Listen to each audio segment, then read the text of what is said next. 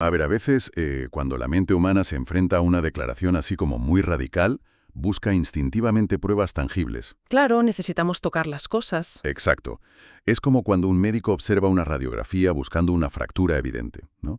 Queremos pruebas que se puedan, pues eso, tocar, medir o fechar en un calendario. Sí, sí, necesitamos que encaje en nuestra lógica. Totalmente. Pero la inmersión de hoy nos lleva a un texto que, literalmente, hace saltar por los aires esa máquina de rayos X. Hoy es jueves 26 de marzo de 2026. Jueves de la quinta semana de Cuaresma, para situarnos un poco en el tiempo litúrgico. Eso es. Y nuestra fuente a analizar hoy es el Evangelio de Juan, capítulo 8, versículos del 51 al 59. Un pasaje que, tiene un tema central clarísimo, que es ese choque frontal entre una visión terrenal e histórica y una visión completamente eterna. Madre mía, es que la tensión se corta con un cuchillo. Voy a leer el texto de manera íntegra, palabra por palabra, desde nuestra traducción, porque el nivel de intensidad que acumulan unas pocas líneas es asombroso. Dice así: Te escuchamos. En aquel tiempo dijo Jesús a los judíos: en verdad os digo, si alguno guarda mi palabra, no verá la muerte jamás. Los judíos le dijeron: ahora sabemos que tienes un demonio. Abraham murió, al igual que los profetas, y tú dices: si alguno guarda mi palabra, no gustará la muerte jamás. ¿Eres tú mayor que nuestro padre Abraham, que murió? Y los profetas también murieron. ¿Quién te haces ser? Jesús respondió: si yo me glorifico a mí mismo, mi gloria no es nada. Es mi Padre quien me glorifica, de quien decís: Él es nuestro Dios. Pero no le habéis conocido. Yo sí le conozco. Si dijera que no le conozco, sería un mentiroso como vosotros. Pero le conozco y guardo su palabra. Vuestro padre Abraham se regocijó de que vería mi día. Lo vio y se alegró. Entonces los judíos le dijeron: aún no tienes 50 años, y has visto a Abraham. Jesús les dijo: en verdad os digo, antes de que Abraham existiera, yo soy. Evangelio del Señor. Es que, fíjate, la solemnidad con la que solemos escuchar este texto hoy en día en las iglesias camufla casi por completo la brutalidad de lo que realmente ocurrió allí. Totalmente. Parece un diálogo súper tranquilo y teológico, y para nada. ¡Que va, que va! Si nos situamos en los patios del Templo de Jerusalén en el siglo I, esto no fue un sermón contemplativo, fue el equivalente a encender una cerilla en una fábrica de pólvora. Sí, una olla a presión. Exacto. El contexto sociopolítico era una olla a presión bajo la ocupación romana, y el templo era el epicentro absoluto de la identidad nacional. O sea, la ley, la religión, todo pasaba por ahí. Y claro, cualquier alteración allí era una amenaza directa al orden establecido.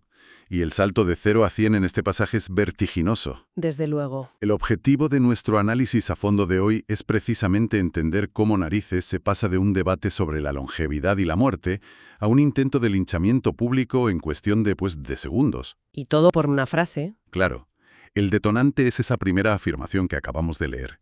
Eso de si alguno guarda mi palabra, no verá la muerte jamás.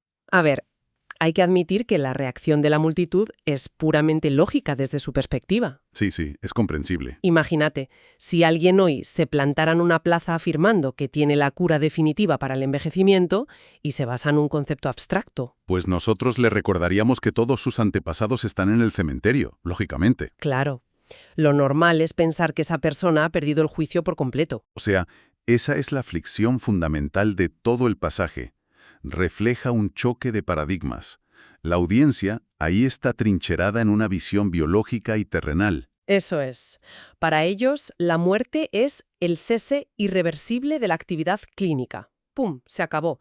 Saben dónde están las tumbas de los patriarcas, que además son lugares físicos de peregrinación. Sí, sitios que pueden tocar. Exactamente. Pero la promesa que están escuchando opera en una frecuencia completamente distinta. Jesús les habla de la preservación de la identidad espiritual. De una conexión con la fuente de la vida que la biología simplemente no puede interrumpir. Eso es. Pero, a ver un momento, porque yo me pongo en el lugar de esta gente. Conocían perfectamente las Escrituras. Sí, eran expertos. Sabían que los profetas hablaban en metáforas, en parábolas, en poesía. ¿Por qué su cerebro no hace ese clic? Es una muy buena pregunta. O sea, ¿por qué la primera reacción, en lugar de decir, bueno, es una alegoría, es lanzar un insulto tan grave como, ahora sabemos que tienes un demonio? Pues porque aceptar la posibilidad de que no sea una simple metáfora sino una realidad superior operando entre ellos, destruiría todo su sistema de creencias. Claro, se les cae el chiringuito. Totalmente.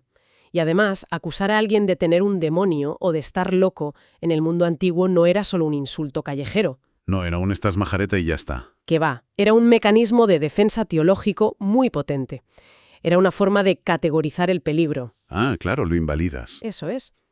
Si esta persona está poseída, entonces su afirmación que rompe nuestros esquemas es nula.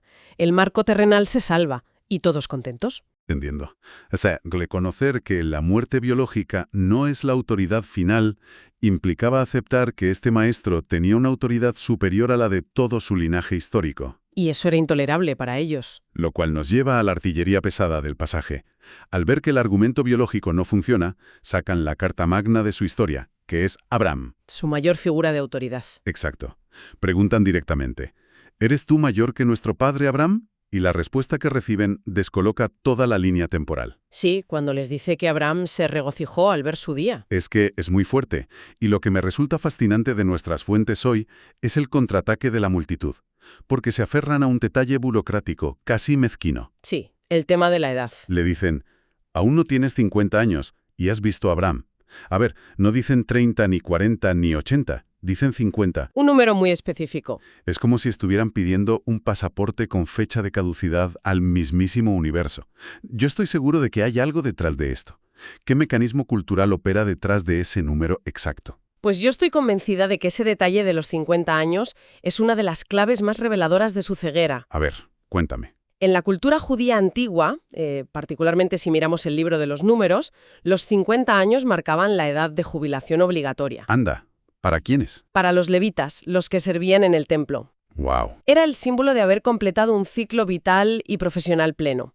La verdadera madurez, vamos. Al usar ese número, la multitud está intentando desesperadamente forzar lo infinito dentro de su reloj de arena terrenal. Ya veo.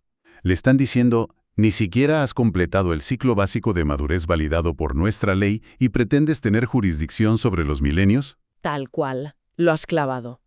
Retomando la imagen del reloj de arena, es como si estuvieran empeñados en contar los granitos de arena que caen, mientras la persona que tienen delante les está hablando de la existencia misma del cristal y de la gravedad. Qué buena metáfora. Sí, están atrapados en el recipiente. Y lo curioso es que la respuesta a esa provocación sobre la edad no es para nada defensiva. No saca un árbol genealógico del bolsillo para justificarse. No, y de hecho, la negativa a justificarse es vital para entender toda la escena. Por el tema del honor en aquella época. Exactamente. En la cultura del Mediterráneo, del primer siglo, que estaba totalmente dominada por el concepto de honor y vergüenza, el honor no se lo otorgaba uno a sí mismo. Claro, te lo tenían que dar otros. O lo heredabas o te lo reconocía la comunidad. Al responder, si yo me glorifico a mí mismo, mi gloria no es nada, es mi Padre quien me glorifica, está rechazando jugar bajo las reglas de ellos. De la competencia de legados humanos. Eso es, no está diciendo yo soy un maestro más sabio que Abraham.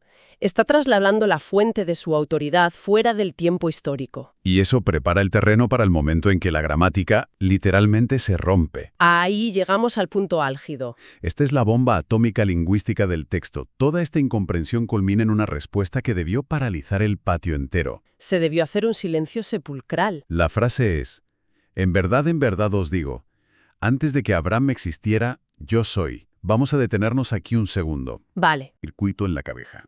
La lógica pediría decir yo era o yo existía antes que él. Claro, para mantener la concordancia de tiempos. Exacto.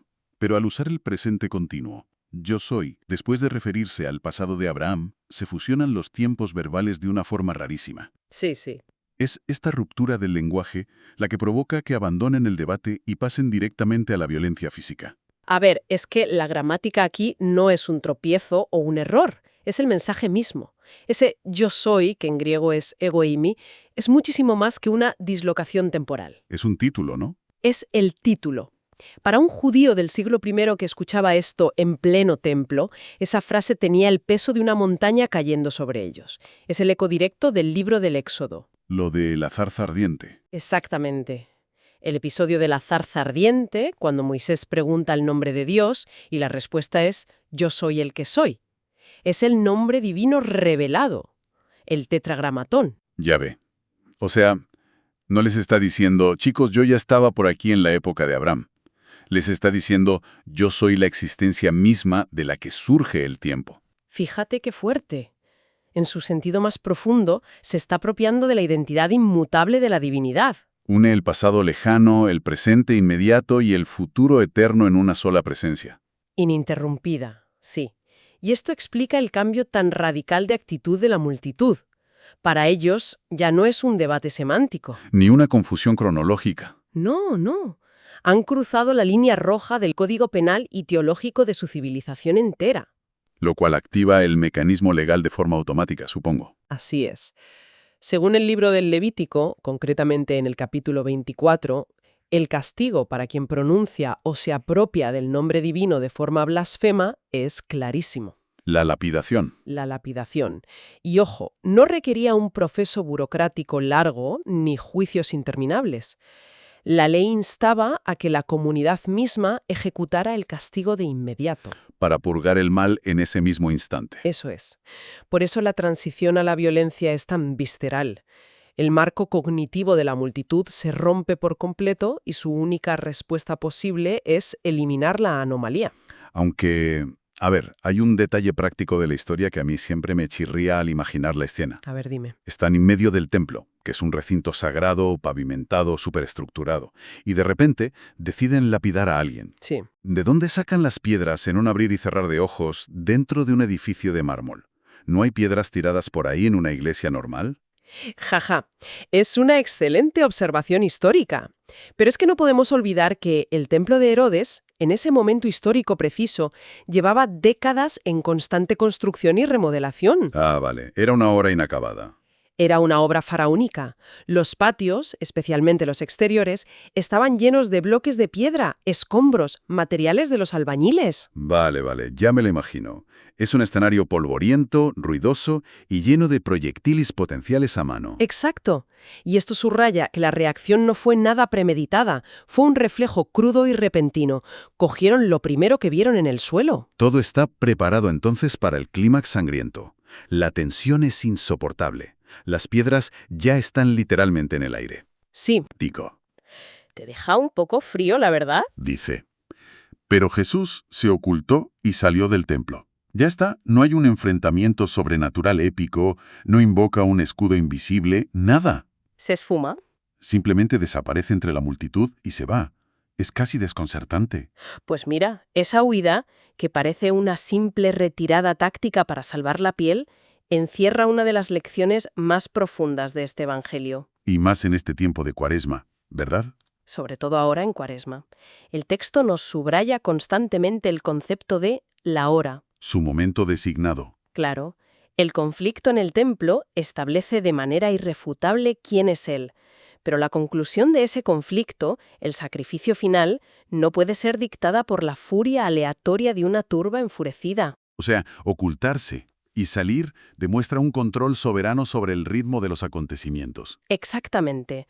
La autoridad que acaba de proclamarse como eterna no puede ser extinguida prematuramente por unas cuantas piedras terrenales. La violencia se pone en pausa. Esperando su momento definitivo, la cruz. Entonces, si damos un paso atrás y miramos el panorama completo de esta exploración de hoy, es de locos.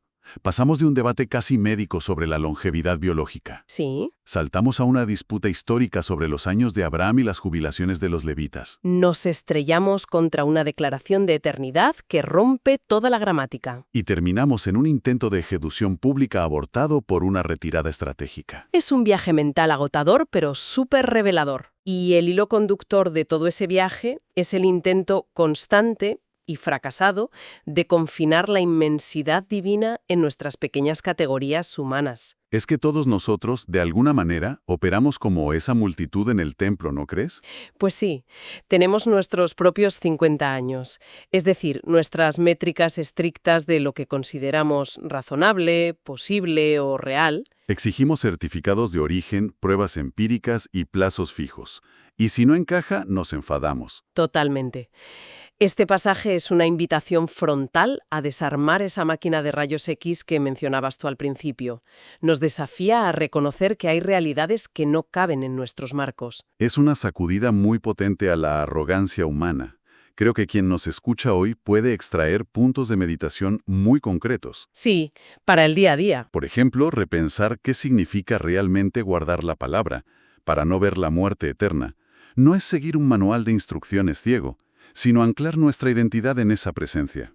Y fíjate, esto conecta muchísimo con la práctica católica diaria, cuando vamos a misa o al confesionario, ¿En qué sentido? en que a veces vamos con esa mentalidad de los 50 años, como con una lista de transacciones. He hecho esto, Dios me tiene que dar lo otro. Claro, intentando controlar a Dios con nuestros esquemas terrenales. Eso es. Y este texto nos dice que Dios es el yo soy.